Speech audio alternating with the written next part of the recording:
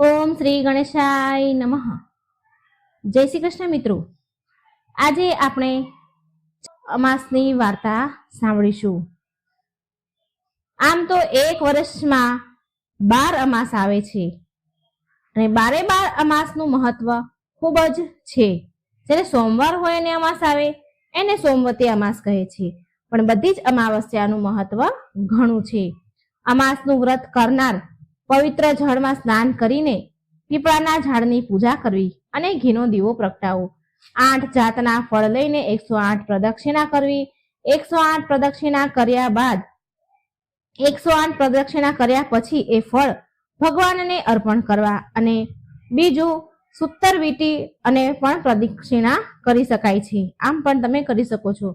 તમને જણાવી દઉં કે અમાસના દિવસે આ 5 વસ્તુઓનું ખૂબ જ મહત્વ વધારે હોય છે.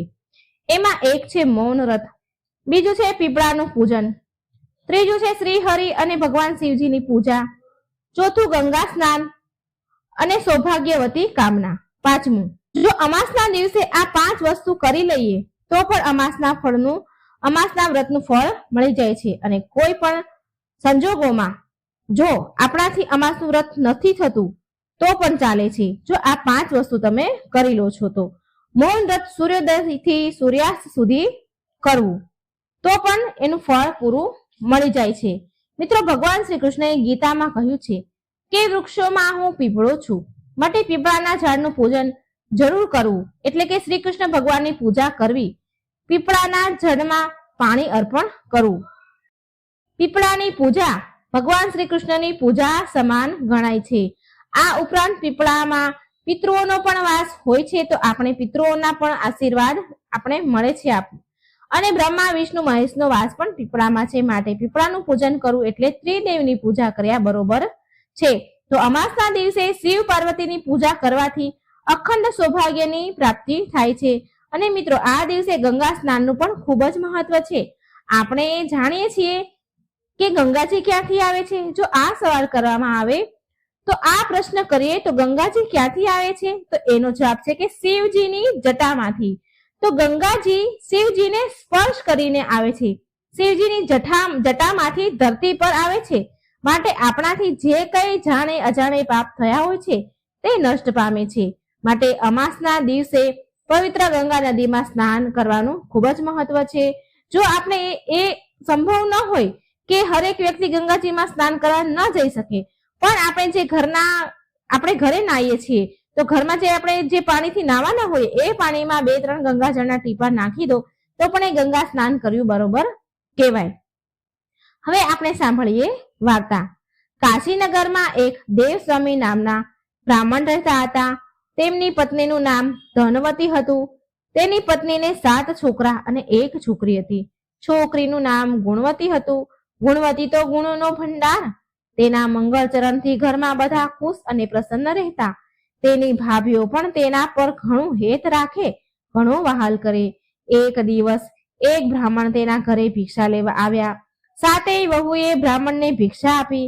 બ્રાહ્મણે સૌને અખંડ સૌભાગ્યવતી રહો એવા આશીર્વાદ 7 વહુને આપ્યા. પછી ગુણવતી પણ ભિક્ષા લઈને આવી. તેણે બ્રાહ્મણ ગુણવતીને જોઈ રહ્યા છે અને થોડી વાર પછી તે બ્રાહ્મણે ગુણવતીને આશીર્વાદ દીધા. બહેન, ધર્મવતી થા, આમ કહીને બ્રાહ્મણ ચાલતા થયા. થોડી વાર પછી તે ગુણવતી તેની માતા પાસે આવી અને કહે છે, માં, પેલા બ્રાહ્મણે બધી ભાભીઓને અખંડ સૌભાગ્યવતીના આશીર્વાદ આપ્યા અને મને ધર્મવતી થા એવું કહ્યું. મને આવું કેમ કહ્યું? પુત્રીની વાત સાંભળી ધર્મવતીને નવાઈ લાગી. જ્યારે બીજે દિવસે તે બ્રાહ્મણ ફરી ભિક્ષા લેવા આવ્યા એટલે ધર્મવતીએ એ બ્રાહ્મણને કહ્યું, મહારાજ, તમે મારી 7 વહુને અખંડ સૌભાગ્યવતીના આશીર્વાદ દીધા, પણ મારી દીકરીને ધર્મવતી થા એમ કેમ કહ્યું? એટલે બ્રાહ્મણ મહારાજ બોલ્યા કે મેં જે કહ્યું છે તે બરાબર કહ્યું છે. અને કહે છે કે જ્યારે ગુણવતીના લગ્ન લેવાશે ત્યારે સપ્તપદી 7 ફેરા ફરતી વખતે તેનો પતિ મૃત્યુ પામશે. ગુણવતી વિધવા થશે. આટલું સાંભળતા જ તેની માનું હૃદય થડકી ઉઠ્યું અને કાંપી ઉઠ્યું અને ગુણવતી પણ રડવા લાગી. આ જોઈ અને બ્રાહ્મણ કહે છે કે બહેન, મેં એટલા જ માટે કહ્યું હતું કે તારે અત્યારથી જ તારે ધર્મ સંગ્રહ કરવો જોઈએ, ધર્મના રસ્તા પર ચાલવું જોઈએ અને ધર્મ સંગ્રહ કરવો જોઈએ, માટે મેં ધર્મવતી થા એવું કહ્યું હતું. આ પછી બ્રાહ્મણ મહારાજ ગુણવતીને આશ્વાસન દેતા કહે છે ત્યારે ધર્મવતી ગુણવતીની માં બ્રાહ્મણને કહેવા લાગી, મહારાજ, અમને એવો કોઈ ઉપાય બતાવો કે જેથી મારી ફૂલ જેવી દીકરીનું રંડાપામાંથી બચી જાય, તેને વિધવા થઈને જીવવું ન પડે. ધર્મવતીની વાત સાંભળી મહારાજ બોલ્યા કે જો તમે સિંહલ દ્વીપમાંથી સોના ધોબણને તમારા ઘરે લઈ આવશો તો તમારી દીકરી દુઃખમાંથી બચી જશે, પરંતુ એ કામ ઘણું કઠણ છે. આમ કહી બ્રાહ્મણ ત્યાંથી ચાલતા થયા. આ વાત ધર્મવતીએ તેના પતિને કહી અને આ સાંભળી દેવ સ્વામી વિચારમાં પડી ગયા. સિંહલ દ્વીપમાં જવું શી રીતે? અને એમણે તો તેના 7 પુત્રોને બોલાવ્યા અને સિંહલ દ્વીપમાં જવાનું કહ્યું. એટલે તેમના 6 પુત્રો જે છોકરા છે એ ચૂપ રહ્યા, પણ સાથે તેમનો નાનો જે દીકરો હતો શિવ સ્વામી તે સિંહલ દ્વીપમાં જવા માટે તૈયાર થઈ ગયો. શિવ સ્વામી અને ગુણવતી સિંહલ દ્વીપમાં જવા ચાલતા નીકળી ગયા. વનવગડા વીંધતા જાય છે. જો ભૂખ લાગે તો વનવગડામાંથી ફળ ફૂલો ખાતા જાય છે. તે બંને ભાઈ બહેન સમુદ્ર કાંઠે આવી પહોંચ્યા. ભાઈ બહેન થાકીને લોથપોથ થઈ ગયા અને સમુદ્ર પર આવીને વિચાર કરે છે કે સમુદ્ર ઓળંગવો શી રીતે. આમ વિચાર કરતા કરતા તે ભાઈ બહેન એક વડના ઝાડ પાસે નીચે બેસી ગયા. આ વડ ઉપર એક ગીધ પક્ષી તેના બચ્ચા સાથે રહેતું હતું. તે ગીધ વડના ઝાડ પર તેના બચ્ચા માટે ખાવાનું લઈને આવ્યો. તે ગીધ તેના બચ્ચાને કહે છે, આજે તો હું સરસ ખાવાનું લાવ્યો છું, પેટ ભરીને ખાઓ. એટલે તેના બચ્ચા બોલ્યા, અમારે કાંઈ ખાવું નથી. એટલે ગીધ બોલ્યું, અરે એવું શું છે કે આટલું સરસ ભોજન નથી ખાવું તમારે? તમે કેમ ખાવાની ના પાડો છો? બચ્ચા બોલ્યા કે આ ઝાડ નીચે જે બેઠા છે તે બંને ભાઈ બહેન છે. એ કેટલાય દિવસથી ભૂખ્યા છે. તેને ખવડાવ્યા વિના અમારું પેટ કેમ ભરાય? બચ્ચાનો આ અતિથિ પ્રત્યેનો આવો પ્રેમ ભાવ જોઈને ગીધ વનફળ ઉપાડી લાવ્યા અને તે ભાઈ બહેનને આગળ મૂક્યા. ગીધને જોઈને શિવ સ્વામી બોલ્યા, હે ગીધરાજ, અમારું કામ ન થાય ત્યાં સુધી અમને ખાવાનું ગળે કેમ ઉતરે? અમને ખાવું ભાવે એમ નથી. અમારે સિંહલ દ્વીપમાં સોના ધોબણના ઘરે જવું છે. કોઈ ઉપાય બતાવો તો સારું. આ સમુદ્ર અમે કેવી રીતે પાર કરીશું? આ સાંભળે ગીધ બોલ્યું, તમે ચિંતા ન કરો, હમણાં જ તમને સિંહલ દ્વીપમાં પહોંચાડી દઉં છું. તમે નિરાતે જમી લો. ગીધની વાત સાંભળી ભાઈ બહેન મનને શાંતિ થઈ અને વનફળ ખાઈ લીધા. આ ગીધ સામાન્ય ગીધ ન હતું. આ ગીધ જો ધારે ને તો 10 માણસોને સામટા ઉપાડી શકે તેવો બળવાન હતું. તેણે પોતાની પીઠ ઉપર ભાઈ બહેનને બેસાડી લીધા અને આકાશ માર્ગે ઉડવા લાગ્યું. ગીધ ઘડીક વારમાં જ ઉછળતા સાગરને પહેલે પાર પહોંચી ગયું અને સોના ધોબણના ઘર આગળ બંને ભાઈ બહેનને ઉતારી દીધા. સવાર થવાની હજી વાર હતી કે ભાઈ અને બહેન વિચાર કરી રહ્યા હતા, હવે શું કરવું? ગુણવતીએ કહ્યું, ભાઈ, આપણે સોના ધોબણની કઈ સેવા ચાકરી કરીએ તો સોના ધોબણ રાજી થાય. આમ વિચારી ગુણવતીએ તેના ઘર આંગણામાંથી કચરો કાઢવા માંડી. શિવ સ્વામી કુવેથી પાણી ભરી લાવ્યો. ગુણવતીએ સોના ધોબણનું આંગણું લીપીને સ્વચ્છ કર્યું અને સૂર્ય ઉગે તે પહેલા તે બંને ત્યાંથી દૂર જઈને બેઠા. સવાર પડી. સોના ધોબણ આળસ મરડીને ઉઠી તે ઘરની બહાર નીકળી અને તેણે આંગણું જોયું તો તેના આશ્ચર્યનું પાર ન રહ્યું. એ ઊભી વિચાર કરવા લાગી, અરે મારું આંગણું કોણે લીપ્યું હશે? વિચારમાં પડી ગઈ. એને કઈ સમજ પડી નહીં. આમ રોજ ભાઈ બહેન નિત્ય સવારે સોના ધોબણનું આંગણું લીપવા આવે અને ચાલ્યા જાય. સોના ધોબણ રોજ સવારે જુએ અને નવાઈ પામે અને આજે તો રાત્રે જાગતી બેસતી રહી. તે રાતનો છેલ્લો પહોર થયો ત્યાં તો સોના ધોબણે 2 જણાને આંગણું લીપતા જોયા. સોના ધોબણ દોડી આવી અને તેમને પૂછ્યું કે ભાઈ, તમે કોણ છો? મારું આંગણું રોજ તમે શા માટે લીપો છો? શિવ સ્વામી બોલ્યા, હું બ્રાહ્મણનો દીકરો છું અને આ મારી બહેન ગુણવતી છે. અમે તમને તેડવા આવ્યા છીએ. અમે તમારી સેવા ચાકરી કરીને તેમને રાજી કરવા માંગીએ છીએ. સોના ધોબણ તો ચિંતામાં પડી ગઈ કે બ્રાહ્મણના દીકરા મારું ઘર લીપે. તે બોલી ઉઠી, ભાઈ, તમે મારા અતિથિ છો, મારે તમારે સેવા કરવી જોઈએ, અને વળી તમે બ્રાહ્મણ છો એટલે જો હું તમારી પાસે કામ કરાવું તો પાપમાં પડું. તમારે જો કામ હોય તે મને કહો, હું આનંદથી કરીશ. શિવ સ્વામીએ તેની પોતાની બહેનની બધી જ વાત કહી અને ગમે તે રીતે ગુણવતીના લગ્ન સમયે તેમને ઉપસ્થિત રહેવાનો આગ્રહ કર્યો. સોના ધોબણે તેના પોતાના દીકરાની વહુઓને કહ્યું, હું જાઉં છું, જો આપણા ઘરે કોઈ મરી જાય તો હું આવું ત્યાં સુધી સાચવી રાખજો. આમ કહી સોના તેના વ્રતના પ્રભાવે આકાશ માર્ગે ઉડી શિવ સ્વામી અને ગુણવતીને લઈને ઘણી વારમાં બધા કાશીનગર આવી ગયા. સોના ધોબણને પોતાને ત્યાં આવેલી જોઈ ગુણવતીના માતા પિતાને આનંદનો પાર ન રહ્યો. ગુણવતીના માતા પિતાએ ઉજ્જૈનના રુદ્ર શર્મા નામે એક ગુણવંત શર્માના છોકરા સાથે ગુણવતીનું વેવિશાળ કર્યું અને લગ્ન લેવડાવ્યા. ઉજ્જૈનથી જાન આવી પહોંચી. લોકો જાત જાતની અટકળો કરવા લાગ્યા. ચોરીમાં મંગળ ફેરા ફરવા લાગ્યા. ત્યાં તો રુદ્ર શર્મા બેભાન થઈને નીચે પડી ગયો. લગ્ન મંડપમાં હાહાકાર વર્તાયો. સગા વહાલા કલ્પાંત કરવા લાગ્યા. સોના ધોબણે બધાને શાંત રહેવા સમજાવ્યા અને સોના ધોબણે સોમવતી અમાસના વ્રતનું પુણ્ય અર્પણ કરીને રુદ્ર શર્મા ઉપર પાણીની અંજળી છાંટવા લાગી. રુદ્ર શર્મા તુરંત જ બેઠો થયો. સોના ધોબણના આનંદનો પાર ન રહ્યો. ગુણવતી સોના ધોબણના પગમાં પડી. સોના ધોબણે પ્રેમથી તેની છાતી સરસે ચાંપી દીધી. સોના વિદાય લઈ સોના ધોબણ ત્યાંથી ચાલી ગઈ. તે સિંહલ રીપમાં તેના ઘરે આવી પહોંચી. માર્ગમાં એક બાઈ કપાસનો ભાર ઉતારીને થાક ખાતી હતી અને બાઈ બોલી સોના ધોબણને કે બહેન જરા ભાર ચડાવો ને. સોના બોલી કે બહેન મારે સોમવતી અમાસનું વ્રત છે, હું તમને ભાર નહીં ચડાવું. સોના ધોબણ આગળ ચાલી તો આગળ એક બાઈ મૂળાનો ટોપલો લઈને બેઠી હતી. તે જોઈને સોનાને કહે છે કે બહેન મને ટોપલો ચડાવો ને. સોના ધોબણ બોલી બહેન મારે વ્રત છે, હું તમને ભાર નહીં ચડાવું. આમ કરી સોના ધોબણ તેના ઘરે ચાલતી થઈ. રસ્તામાં પીપળો આવ્યો એટલે સોના ધોબણે 8 ફળ લઈને 108 પીપળાની પ્રદક્ષિણા કરી અને ભગવાનનું પૂજન કર્યું.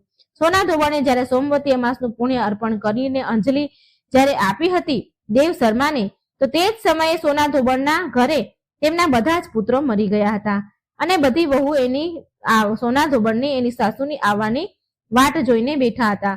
પરંતુ સોના ધોબણે પીપળાની પ્રદક્ષિણા કરી અને ભગવાનનું પૂજન કર્યું ત્યાં તો તેના મરેલા બધા જ પુત્રો સજીવન થયા. સૌ આનંદ કરવા લાગ્યા. ગુણવતી પણ સોમવતી અમાસનું વ્રત કરવા લાગી. આવો છે આ વ્રતનો પ્રભાવ. તો મિત્રો આ હતી અમાસની વાર્તા, સોમવતી અમાસની વાર્તા. હવે આપણે સાંભળીએ સુખી અમાવસ્યાની વાર્તા.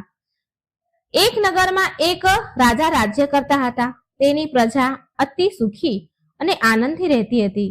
રાણી પણ ખૂબ જ ધાર્મિક સ્વભાવની હતી અને પ્રજા પણ ખૂબ જ ધાર્મિક હતી.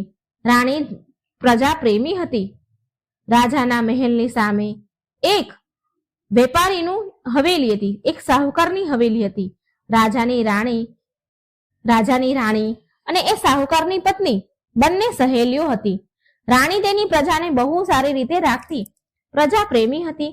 એક દિવસ સાહુકારની હવેલીમાંથી તેની પત્નીનો રડવાનો અવાજ આવી રહ્યો હતો. બહુ વિલાપ કરી રહી હતી. રાણીએ હવેલીમાંથી રડવાનો અવાજ સાંભળ્યો તો રાણીએ રાજાને રડવાનું અવાજનું કારણ પૂછ્યું. તો રાજાએ કહ્યું, તે શેઠનો પુત્ર મરી ગયો છે, માટે શેઠની પત્ની તેના છોકરા માટે બહુ દુઃખી થઈને રડી રહી છે. એ છોકરાની માં બહુ દુઃખી છે માટે રડે છે. રાણી બહુ ભોળી હતી. તે રાણીને કહે છે કે મહારાજ દુઃખ શું હોય, દુઃખ કોને કહેવાય? રાજાને એ સમજમાં ન આવ્યું કે રાણીને કેવી રીતે સમજાવું કે દુઃખ શું કહેવાય, દુઃખ શું હોય. રાણી પાછી બોલી, મહારાજ દુઃખ શું હોય મને કહો ને. ત્યારે રાજાએ કહ્યું કે તું તારા પુત્રને મારી નાખ તો તને સમજ પડશે કે દુઃખ શું હોય. રાણીએ તેના કુંવરને મહેલથી નીચે ફેંકી દીધો. ભગવાનની કૃપાથી કુંવર ગારાના ઢગલામાં પડ્યો અને તેને એક ખરોચ પણ ન આવી. રાણી એના કુંવરને જોવા માટે નીચે ઉતરી રહી હતી. તેવામાં કુંવર તો સામેથી આવતો જોયો. આ જોઈને રાજા ચકિત રહી ગયા, હેરાન રહી ગયા કે આટલે ઊંચેથી પડવા છતાં પણ કુંવરને કંઈ જ ન થયું. રાણીએ રાજાને ફરી પૂછ્યું, મહારાજ, દુઃખ શું હોય, મને સમજાવો. એ સમયે પાડોશી રાજ્યના રાજાના સૈનિકો યુદ્ધ કરી રહ્યા હતા. રાજાએ રાણીને કહ્યું કે હું યુદ્ધ કરવા માટે એકલો જઈ રહ્યો છું. જ્યારે કે તું મારા મરવાના સમાચાર સાંભળીશ ત્યારે તને દુઃખ શું છે એ ખબર પડી જશે.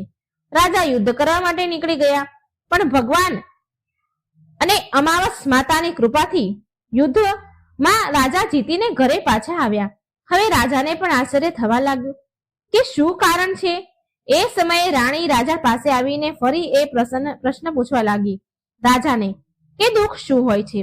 રાજા વિચારમાં પડી ગયા કે રાણીના દુઃખનો અનુભવ કેવી રીતે કરાવો. રાજાએ રાણીને બોલાવીને કહ્યું કે હવે આપણે ગંગાજીની યાત્રા કરવા માટે જઈ રહ્યા છીએ. ત્યાં હું ગંગાજીના નદીની ધારામાં કૂદી પડીશ ને મરી જઈશ. ત્યારે તને દુઃખનો અનુભવ થશે.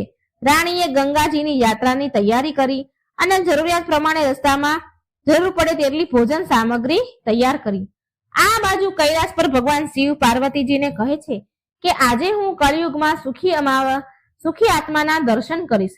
શિવજીએ બકરાનું અને પાર્વતીજીએ બકરીનું રૂપ ધારણ કર્યું. એક બાવળ પાસે ઘાસ ચરવા લાગ્યા. એટલામાં રાજા રાણીની સવારી આવી અને એટલામાં રાજા રાણીએ સુંદર છાયા અને બાવળિયા જોયા તો તેને વિચાર્યું કે આપણે અહીં થોડી વાર બેસીને પાણી પી લઈએ, આરામ કરી લઈએ અને પછી આગળ વધીશું. રાજાએ ત્યાં થોડું પાણી પીધું અને બીજું રાણીએ પણ થોડું પાણી પીધું. રાણી માટે રહેવા દીધું અને ફરી પાછું પાણી લેવા માટે રાજા નદીમાં ગયા. એ સમયે બકરી બનેલા પાર્વતીજીએ બકરા બનેલા શિવજીને કહ્યું કે હે સ્વામી, આ રાણીને દુઃખ જોવું છે પણ એને દુઃખ કેમ નથી મળતું. આમ મનુષ્યની ભાષામાં ભગવાન અને માતાજી વાતો કરી રહ્યા હતા. એટલે મનુષ્યની ભાષા બોલતા બકરા બકરીને બોલતા સાંભળીને મનુષ્યની ભાષા બોલતા બકરા અને બકરીની વાત રાણી સાંભળી રહ્યા હતા. ભગવાન કહી રહ્યા હતા કે આ રાણીએ પૂરા મનથી શ્રદ્ધાથી સુખી નામની અમાવસ્યાનું વ્રત કર્યું હતું. એટલા માટે એ આ જન્મમાં રાણી બની અને સુખનો આનંદ લઈ રહી છે. સતી, આ રાજા ગંગામાં મરવા માટે તો જાય છે પણ તે ગંગામાં પણ નહીં મરે. રાણીએ આ વાત સાંભળી લીધી. એટલામાં રાજા પાણી લઈને આવ્યા તો રાજાને બધી જ ઘટના રાણીએ સંભળાવી અને પાછા તેના નગરમાં આવ્યા. રાજાએ એના નગરમાં પ્રજાને સુખી અમાવસ્યાનું વ્રત કરવાની આજ્ઞા આપી. રાજાએ પ્રજાને કહ્યું કે બધી જ અમાવસ્યા માતાની પૂજા અને કથા કરવી, આ વ્રત કથા સાંભળવી અને બીજાને સંભળાવી. જ્યારે પણ શુક્રવારે અમાસ હોય અને એ દિવસે આ અમાવસ્યાનું વ્રત શરૂ કરવું. જે દિવસે અમાસ આવતી હોય ને શુક્રવાર હોય તે દિવસથી આ અમાસનું વ્રત શરૂ કરવું. 21 અમાસ સુધી વ્રત કરવું. પહેલા 5 અમાસ ઘઉંનું લાલ કપડાનું દાન રાખવું, ત્યાર પછી 5 અમાસ મગ, પછી 5 અમાવસ ચણા, પછી 5 અમાવસ મકાઈ અને પછીની 21મી અમાવસના દિવસે ચોખાનું દાન કરવું. દાનમાં જેવા રંગનું અનાજ હોય તેવા જ રંગના વસ્ત્રનું કપડાનું દાન કરવું.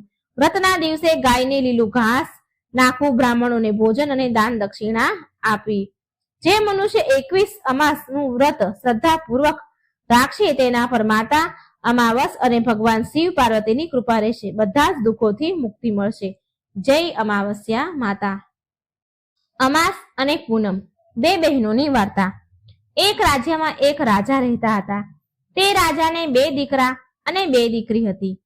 તે રાજાની એક દીકરીનું નામ અમાવસ્યા અને બીજી દીકરીનું નામ પૂનમ હતું. પૂર્ણિમા બહુ ધાર્મિક સ્વભાવની હતી. તેને ભગવાનની ભક્તિ કરવી બહુ ગમતી હતી. તે હંમેશા પૂજા પાઠ કરતી રહેતી, ગાય માતાની પણ સેવા કરતી, ઘરના બધા જ કામ કરે. પરંતુ અમાવસ્યાનું કામ બિલકુલ વિરુદ્ધ. અમાવસ્યા કોઈ પણ કામ કરતી ન હતી અને ના તો પૂજા પાઠ કરે. તેને ભગવાનની ભક્તિમાં જરા પણ રસ ન હતો. બંને બહેનો એકબીજાથી બહુ પ્રેમ કરતી હતી. રાજા રાણીનો વ્યવહાર પણ પૂર્ણિમા પ્રત્યે બહુ સારો ન હતો. રાજા રાણી અમાવસ્યાને બહુ પ્રેમ કરે અને તેના બંને દીકરાને પણ એ બહુ પ્રેમ કરે, પરંતુ પૂર્ણિમાને બહુ પ્રેમ ન કરે. ધીરે ધીરે સમય નીકળ્યો અને સમયના વહેણમાં રાજાના રાણીના છોકરાઓ મોટા થયા. રાજા તેમના બંને દીકરાના લગ્ન કરાવી દે છે. હવે બંને દીકરીઓ પણ મોટી થઈ ગઈ છે. એટલે બધા જ લોકો રાજાને કહેવા લાગ્યા કે તમારી બંને દીકરી તો વિવાહ લાયક થઈ ગઈ છે, હવે તમે એના લગ્ન કરાવી દો. રાજા કહે, હા, લગ્ન તો કરવા છે. એટલે રાણી પાસે રાજા ગયા. રાણી રાજાને કહે છે કે પૂર્ણિમાના લગ્ન કોઈ મોટા ઘરમાં ન કરશો. તે મોટા ઘરની જેમ રહેતી નથી, એને ઘરના કામકાજ કરવા ગમે છે, માટે પૂર્ણિમાના લગ્ન સારા ઘરમાં ન કરશો. તે એક રાજકુમારી હોવા છતાં પણ ઘરના કામ કરવા તેને ગમે છે, ગાયની સેવા કરવી ગમે છે, તેને તો ભજન કીર્તન ભગવાનની પૂજામાં મન લાગે છે. જો આ કોઈ મોટા સારા ઘરમાં ચાલી ગઈ તો પૂર્ણિમા આ બધું નહીં કરી શકે, માટે પૂર્ણિમાના લગ્ન કોઈ ગરીબ ઘરમાં જ કરી દેજો. રાજાએ રાણીની વાત માની અને કહ્યું, ઠીક છે, સાચી છે તારી વાત. પછી રાજા પૂર્ણિમા માટે લગ્ન લાયક કોઈ સારા ઘર સંબંધ શોધવા જાય છે, સારો વર શોધવા લાગ્યા. અને અંતે રાજાને એક ગરીબ અને સાધારણ ઘર પૂર્ણિમા માટે મળી ગયું. એટલે સાધારણ ઘરમાં પૂર્ણિમાના લગ્ન નક્કી કરી દીધા. એટલે રાણી બોલી, મહારાજ, અમાવસ્યા પણ લગ્ન લાયક થઈ ગઈ છે, અમાવસ્યા માટે પણ વર જોવો જોઈએ. બંને બહેનોના લગ્ન એક સાથે જ કરી દઈશું. રાજાએ એક નગરના રાજાના દીકરા સાથે અમાવસ્યાના લગ્ન નક્કી કરી દીધા. રાજાએ રાણીને આ વાત કરી તો તે બહુ ખુશ થઈ અને મનમાં ને મનમાં વિચાર કરવા લાગી કે હવે જોઉં છું કે આ પૂર્ણિમા ગરીબ ઘરમાં કેવી રીતે રહે છે. આખો દિવસ પૂજા પાઠ વાળી થઈ છે ને, જોઉં છું કે એના ભગવાન એની કેટલી મદદ કરે છે. પછી સમય આવતા રાજાએ તેની બંને દીકરીના લગ્ન કરાવી દીધા. અમાવસ્યાને બહુ ધન દોલત આપી, પણ પૂર્ણિમાને કંઈ ન આપ્યું. પૂર્ણિમાના ભાઈ ભાભી તેને બહુ પ્રેમ કરતા, કારણ કે પૂર્ણિમા તેની ભાભીઓના કામમાં મદદ કરતી, પણ અમાવસ્યા તેમના ઉપર રૂવાબ કરતી અને તેના ખુદના કામ ભાભીઓ પાસે કરાવતી. માટે અમાવસ્યા પ્રત્યે તેમની ભાભીઓને વધારે સ્નેહ ન હતો, પૂર્ણિમા પ્રત્યે વધારે સ્નેહ હતો. પછી અમાવસ્યા અને પૂર્ણિમા બંને તેના સાસરે ચાલી ગઈ. એક દિવસની વાત છે. અમાવસ્યાએ તેના ઘરમાં શિવજીની પૂજા પાઠ રખાવી, બધાને જ બોલાવ્યા તેના ઘરે, પણ તેની બહેન પૂર્ણિમાને જ ન બોલાવી. પૂર્ણિમા તેના ઘરના ઓટલે બેઠી હતી તો ગામની સ્ત્રીઓ પૂર્ણિમાને ઘરે ઓટલા ઉપર બેઠા જોઈ એટલે તેને કહ્યું કે તારી બહેન તને ઘરે ન બોલાવી? તારી બહેનના ઘરે શંકર ભગવાનની પૂજા પાઠ કરાવે છે તો તું નથી આવવાની?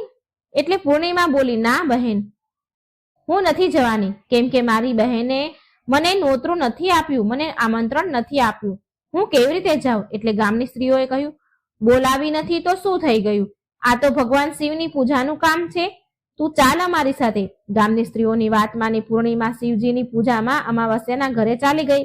જ્યારે અમાવસ્યાએ જોયું કે તેની બહેન પૂર્ણિમા આવી છે તેના ઘરે તો તેને બહુ ગુસ્સો આવ્યો અને બોલી કે મેં તો તને બોલાવી જ નથી, આમંત્રણ પણ નતું આપ્યું, તોય તું મારા ઘરે આવી ગઈ.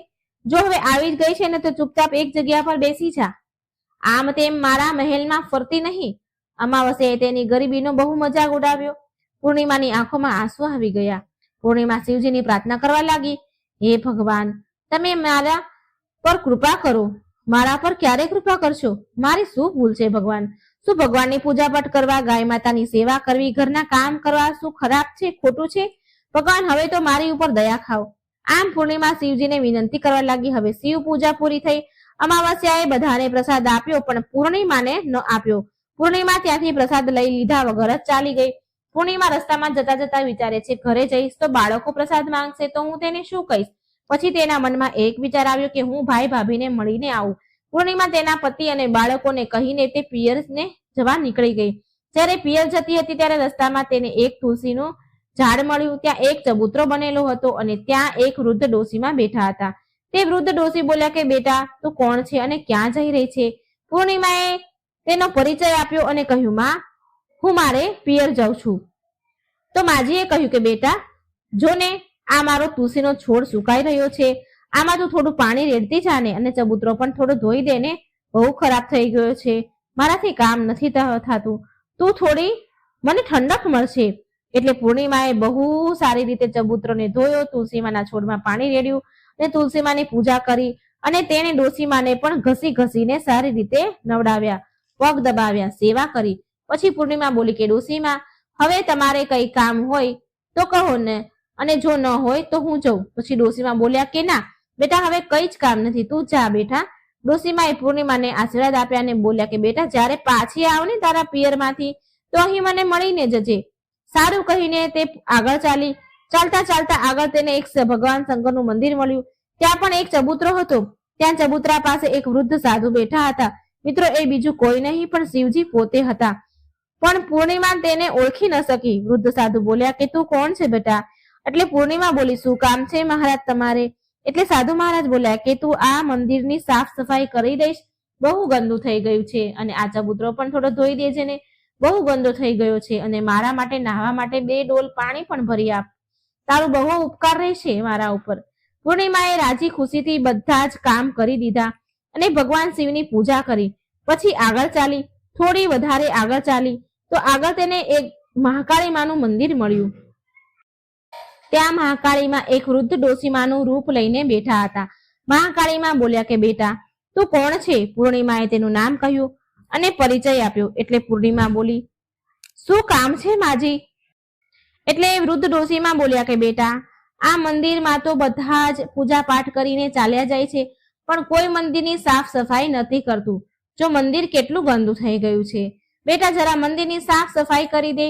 પૂર્ણિમાએ મંદિરની સાફ સફાઈ કરી અને પછી તેને મહાકાળી માનો શિંગાર કર્યો, પૂજા કરી અને પછી તે ડોશી માને સ્નાન કરાવડાવ્યું અને હાથ પગ દબાવી સેવા કરી. ત્યાંથી આગળ વધી એક નદી મળી. ત્યાં પણ એક વૃદ્ધ ડોશીમાં બેઠા હતા. તે બીજું કોઈ નહીં પણ સ્વયં ગંગાજી હતા. એટલે તેને કહ્યું બેટા તું કોણ છે? ત્યારે પૂર્ણિમાએ તેનું નામ કહ્યું અને પછી તે વૃદ્ધ ડોશીમાં બોલ્યા કે બેટા અહીં તો બધા જ સ્નાન કરીને ચાલ્યા જાય છે, પણ કોઈ સફાઈ નથી કરતું આ ઘાટની. તું અહીં સાફ કરી દે ને. પૂર્ણિમાએ ત્યાં પણ નદી કિનારે સાફ કર્યું, સફાઈ કરી અને પછી ગંગાજી પણ તેને આશીર્વાદ આપે છે અને પછી તે હોડીમાં બેસીને પહેલે પાર જાય છે. હોડીમાં તો ફૂલ પથરાયેલા હતા. તે ફૂલોની હોડીમાં તે બેસીને પિયર ગઈ. તેના ભાઈ ભાભી પૂર્ણિમાને જોઈને બહુ ખુશ થયા અને ખૂબ જ માન સન્માન અને ખાતેદારી કરી અને પછી એકબીજાએ વાતો કરવા લાગ્યા. સવારે જ્યારે પૂર્ણિમા ઘરે જવા તૈયાર થઈ તો તેની ભાભીએ તેને લાલ સાડી આપી અને કહ્યું, બહેન પૂર્ણિમા તમે જલ્દી આ સાડી પહેરી લો અને થોડા દિવસે અમને મળવા આવતા રહેજો. તમે બહુ દિવસ પછી આવ્યા છો. પૂર્ણિમા બોલી, સારું, હું તમને જલ્દી મળવા આવીશ. તમે મને જ્યારે બોલાવશો ત્યારે હું આવી જઈશ. અને પછી પૂર્ણિમાએ ખુશ થઈને લાલ સાડી પહેરી લીધી અને શિંગાર પણ કર્યો. ભાભીઓએ થેલો ભરીને ધન અને ઘરેણા આપ્યા, ભોજન આપ્યું. પૂર્ણિમા ત્યાંથી ચાલતી થઈ અને ચાલતા ચાલતા ફરી તે નદી મળી અને હોડીમાં બેસીને તે નદીને બીજે પાર પહોંચી તો વૃદ્ધ ડોશીમાં મળ્યા જે ગંગાજી હતા. તેને કહ્યું, બેટા આવી ગઈ તારા પિયરથી? પૂર્ણિમા બોલી, હા માજી હું આવી ગઈ. અને તે ગંગાજીના રૂપમાં વૃદ્ધ માજીએ એક થેલો આપ્યો અને બોલ્યા કે આ લઈ જા બેટા. હું ક્યાં આ થેલાને લઈ જઉં? આ પારથી પેલે પાર ફેરવું? તું લઈ જા. આ થેલો બહુ ભારે છે. તું આને રસ્તામાં ન ખોલતી, આને ઘરે જઈને ખોલજે. પૂર્ણિમા બોલી, ઠીક છે માજી. અને ત્યાંથી પૂર્ણિમા ચાલતી થઈ આગળ ગઈ તો મહાકાળીમાની મંદિર આવ્યું. ત્યાં પણ ગરડા ડોશીમાં બેઠા હતા. તે ડોશીમાએ પણ પૂર્ણિમાને થેલો આપ્યો અને હવે પૂર્ણિમા પાસે 3 થેલા થઈ ગયા. એક ભાઈએ આપ્યો, એક ગંગાજીએ આપ્યો અને એક મહાકાળીમાએ આપ્યો. તે ત્યાંથી આગળ ચાલી તો શિવ મંદિર આવ્યું જ્યાં તેને સફાઈ કરી હતી. ત્યાં વૃદ્ધ સાધુના રૂપમાં જે શિવજી બેઠા હતા તેણે પણ પૂર્ણિમાને એક થેલો આપ્યો. એટલે તે લઈને આગળ ગઈ તો તુલસીમાં મળ્યા. તેણે પણ એક થેલો આપ્યો. હવે જ્યારે પૂર્ણિમા ઘરે આવી તો 5 થેલા થઈ ગયા. સૌથી પહેલા તેણે પિયરનો થેલો ખોલ્યો તો તેમાં ખાવા પીવાની વસ્તુ, કપડા, ઘરેણા હતા. પૂર્ણિમાએ ખાવા પીવાની વસ્તુ છોકરાઓને આપી. છોકરા રાજી થઈ ગયા. તેને બીજો થેલો ખોલ્યો જે ગંગાજીએ આપ્યો હતો. તેમાં તો સોના ચાંદી ભર્યા હતા. ત્રીજો થેલો ખોલ્યો જે મહાકાળીમાએ આપ્યો હતો. તેમાં 16 શિંગારનો સામાન હતો. ચોથો થેલો જે ભગવાન શિવે આપ્યો હતો એ ખોલ્યો તો તેમાં બધું જ ધન સંપત્તિ, સોના ચાંદી, હીરા મોતી હતા. 5મો થેલો જે તુલસીમાએ આપ્યો હતો એ ખોલ્યો તો તેમાં ચોખા, ઘઉં અને બધી જ જાતની અનાજની સામગ્રી હતી. હવે પૂર્ણિમાના ઘરમાં કોઈ ગરીબી ન હતી, વસ્તુની કમી ન હતી. ધન સંપત્તિ અને અન્ન ધનના ભંડારથી તેનું ઘર ભરાઈ ગયું. પૂર્ણિમા ખુશ થઈને રહેવા લાગી. એક દિવસ પૂર્ણિમાએ વિચાર્યું કે મારા ઘરે શિવજીની પૂજા પાઠ કરાવું. પૂર્ણિમાએ શિવ પૂજામાં બધાને જ બોલાવ્યા અને તેના બહેનના ઘરે પણ આમંત્રણ આપવા ગઈ. જ્યારે અમાવસ્યા તેના બહેનના ઘરે શિવ પૂજામાં આવી તો તેના ઘરમાં ધન દોલત જોઈને આશ્ચર્યમાં પડી ગઈ. પછી અમાવસ્યાએ પૂર્ણિમાને પૂછ્યું કે તારા ઘરે ધન દોલત વૈભવ ક્યાંથી આવી ગયું? એટલે પૂર્ણિમા બોલી, જો બહેન તે તારા ઘરે શિવ પૂજા રાખી હતી તો તે મને ન બોલાવી. હું તારા ઘરે વગર બોલાવે આવી, પણ તે તો મને ભગવાનનો પ્રસાદ પણ ના આપ્યો. પછી તારા ઘરેથી આવ્યા પછી હું પિયરમાં ગઈ અને આવી રીતે એક એક કરીને પૂર્ણિમાએ બધી જ વાત કરી. અમાવસ્યા બોલી, હું પણ મારા પિયર જઈશ, તું મને પણ ખરું ખોટું કહે અને મને પણ પ્રસાદ ન આપતી. એટલે પૂર્ણિમા બોલી કે આ તો ભગવાનનો પ્રસાદ છે, હું તો બધાને જ આપીશ. પણ પૂર્ણિમાના આપવા છતાં પણ અમાવસ્યાએ પ્રસાદ ન લીધો અને ઘરે જઈને બધાને કહીને તેના પિયર જવા ગઈ. રસ્તામાં પેલા વૃદ્ધ માજી તુલસીમાં બનીને બેઠા હતા એ મળ્યા. તેને કહ્યું, બેટા મારો ચબૂતરો ધોઈ દે, તુલસીમાં પાણી રેડી દે. એટલે અમાવસ્યા બોલી કે એ ડોસી, મેં આટલી મોંઘી સાડી પહેરી છે, આ ગંદી થઈ જશે, હું કઈ નવરી થોડી છું તારું કામ કરવા. એમ કહી આગળ વધી. એટલે ભગવાન શિવ મળ્યા સાધુના રૂપમાં. તો તેણે પણ અમાવસ્યાએ આવું જ કીધું. એ વૃદ્ધ દાદાને પણ અમાવસ્યા આવું ખરું ખોટું કહીને જ આગળ નીકળી. થોડી વાર પછી આગળ ગઈ તો મહાકાળીમાં મળ્યા ડોસીના રૂપમાં. તેને પણ આવો જ જવાબ આપ્યો અમાવસ્યાએ. અને ફરી આગળ ગંગાજી મળ્યા ડોસીમાના રૂપમાં, તો તેને પણ આવો જ જવાબ આપ્યો. અમાવસ્યાએ કોઈનું પણ કઈ કામ કર્યું નહીં. જ્યારે હોડીમાં બેઠી અને નદી પાર કરવા ગઈ તો હોડીમાં તો કાંટા હતા, તેના પગમાં વાગ્યા. તે તેના પિયર આવી અને એની ભાભીઓએ જોયું કે અમાવસ્યા આવી છે તો મોઢું બગાડ્યું અને બોલી કે અરે આ ક્યાંથી આવી અહીં? અરે પૂર્ણિમા પાસે તો કઈ હતું નહીં, માટે તેને બધું જ આપ્યું, પણ આ અહીં કેમ આવી છે? ચાલો કઈ વાંધો નહીં, હવે આવી જ ગઈ છે તો શું કરીએ? ભાભીઓ બોલી અમાવસ્યાને, આવો બહેન બેસો. અમાવસ્યા જમીને સુઈ ગઈ. સવાર થઈ એટલે અમાવસ્યા બોલી, ભાભી હવે હું જાઉં છું. તો ભાભી બોલી, સારું આવજો. એટલે અમાવસ્યા બોલી, ભાભી પૂર્ણિમાને જો તમે થેલો ભરી ભરીને સામાન આપ્યો તો મને કઈ નહીં આપો? તો ભાભી બોલી, જાઓ તમે ઘરે, અમે તમારા ઘરે થેલો પહોંચાડી દઈશું. પછી અમાવસ્યા ચાલી એટલે આગળ જતા નદી પાર કરીને ગંગાજી મળ્યા. ગંગાજી બોલ્યા, બેટા આવી ગઈ?